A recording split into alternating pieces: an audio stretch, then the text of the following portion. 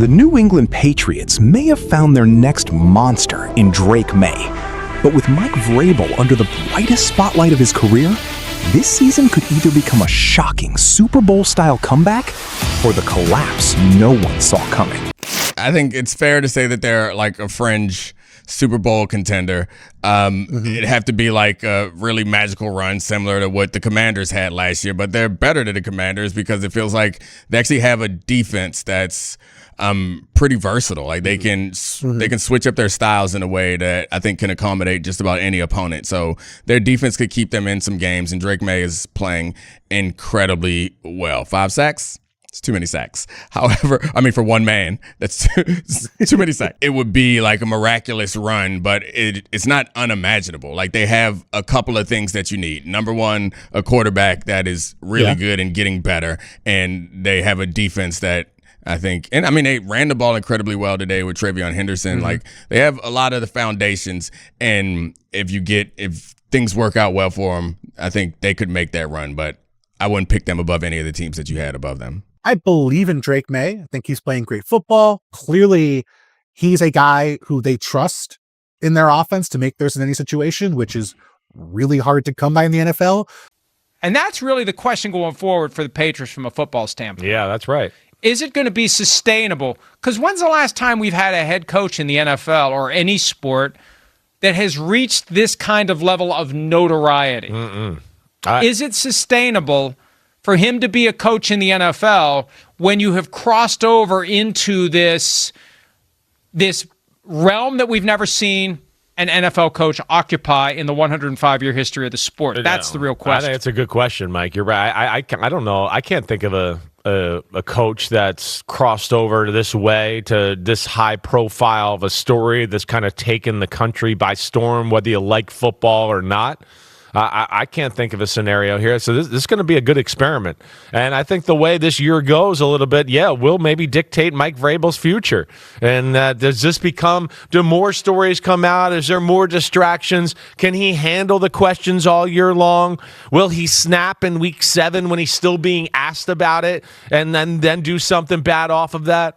Will the players feel that Mike Vrabel's different as compared to last year? I mean, this is a big stressful moment for Mike Vrabel, who, it's crazy. I mean, was entrenched as one of the top coaches in football. I mean, we're biggest fans, Mike Vrabel. I mean, damn, I'm at the combine saying I think you're the master of game management and all of that. I think the world of the guy coaching a football team. I do, but he's made a major life mistake here, and now we got to see if it actually affects him coaching the football team, because it's crossed over. It's there, and it's going to be a lot of pressure on Mike Vrabel because of this situation this year. Well, a major life mistake, and we all make mistakes, the handling of it has been subpar at best. And that's what becomes a problem. Gary mentioned Bill Belichick. It was a year ago that this whole Belichick-Jordan Hudson thing became... Yeah, okay, right. But I don't like think... this. I mean, that was more her than him. Yeah. And he wasn't coaching in the NFL when it happened. I think if he'd been coaching in the NFL when it happened, you get a different story altogether. He's coaching in North Carolina. He's phased out of the NFL. The NFL's moved on. It's a different feeling altogether. This is the guy who was just coaching in the Super Bowl less than 3 months ago. Guy who is viewed as one of the best coaches in the NFL. And now the name, the face, the vibe, everything, it's crossed over into something that we have not seen an active NFL head coach ever cross over into. And I have to rack my brain to think, am I missing something? Was there some big scandal involving an NFL coach who continued to, I mean, there have been things that have popped up and then kind of disappeared, like the Urban Meyer weird thing that we talked about when this all first came up. That's a good example, exactly. I mean, he got fired not long after that, and it's not like he was a great coach. Yeah, it was clear it was a disaster. He had no business coaching an NFL team. It was a disaster from the get-go.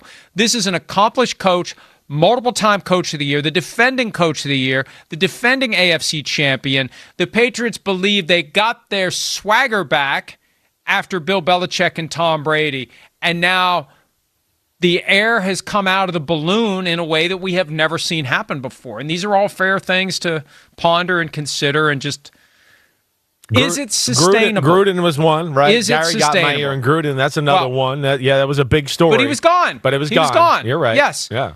He was gone. He stepped away before it could be. He didn't double down and triple down. He tried to resist it after the first leak to the Wall Street Journal on a Friday, and then they rolled up their sleeves and they came out with more stuff on a Monday, and then he was just gone. He was just gone. It came out, denial. And then more came out, more. Then the pictures last Thursday, and that coincided with taking Saturday off of the draft. And, there's still this, okay, he's back with the team, but when you look at what he said, like this counseling seems like it's going to be an ongoing thing. What else is he going to miss? How do you take this major life issue and make it fit with a job that consumes your life? I think that's fair to say, because for the coaches who seemingly sign over, especially from the start of training camp until the end of the season, whenever the season may end, they sign over their life to the job. Totally. And everyone around them in their family, now the kids are born into it. It's not like they have a choice, but the spouse knows or should know from the get-go, this is the life that we're going to lead. This is how it's going to be. Once he goes into coaching, now, they were already married when he went into coaching, but once he goes into coaching, this is how it's going to be. We understand this. I'm going to be working all the time. My job is the centerpiece of our existence.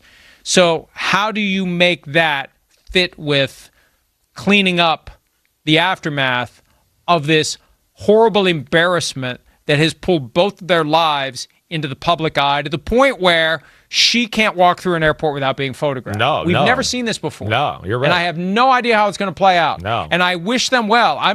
We're not doing our job if we don't peel these layers back and explain to people we are seeing stuff we've never seen before. This story isn't over. It is playing out in real time. And the stress and the strain is accumulating on everyone who is at the center of it, and we don't know how it's going to play out.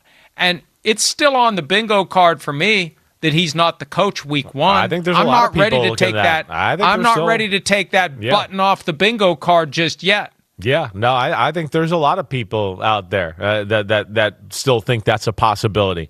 And, to all the things you said it right. This is the last thing I'll say about it is just that, the thing we're maybe missing in the conversation is a big part of the rehabilitation and can he work and can he really focus on his job is, of course, going to be Mrs. Vrabel. And what is her attitude towards this, right? His wife and how she handles this. When it is time, like you said, to hey, I got to go back. It's 2-a-days. It's training camp. I love you. I know we still got things to work on, but, I need you to know, and I need you to support me here to know, and not add to the distractions that we're going back in this, and I'm going to try to rehabilitate the team and myself and all of this, but you got to remember I'm not going to be here. She's going to have a big say in this, even though she's not going to publicly be saying anything, and that's going to be a big part of this story. It's a hell of a mess. It's a self-inflicted wound that played out over a period of years. And the reality is there's always a reckoning. There's always a reckoning. And the reckoning has arrived, and it's been hanging around for 22 days, and it's not going anywhere. Every day, I ask, as I sit down to write the stories for the day and fill the content at PFT, and I see the traffic, and I see what people are reading, every day I say, is this going to be the one day where there isn't another story? And I've been resisting.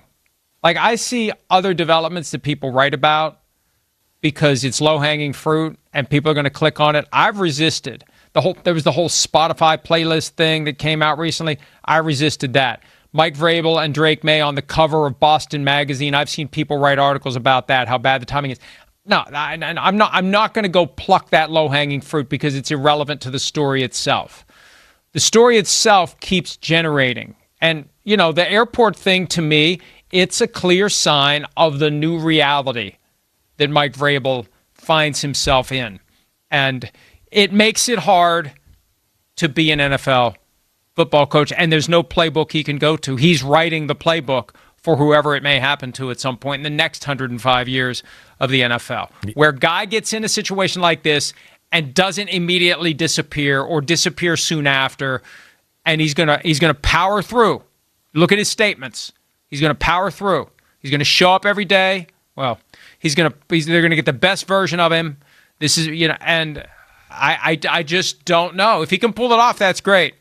I just look at this and I say, this issue, this self-inflicted wound, and the aftermath of it does not mesh with the all-consuming, all-encompassing, all-demanding nature of being an NFL head coach. And I don't know that is a tightrope he's going to be able to walk. No, I really don't. I hear you. And I think the organization's still shell-shocked. They're trying to go business as usual. That's what I was just Nothing's usual about this business. Yo, mic check 1 to 2, -1, -2.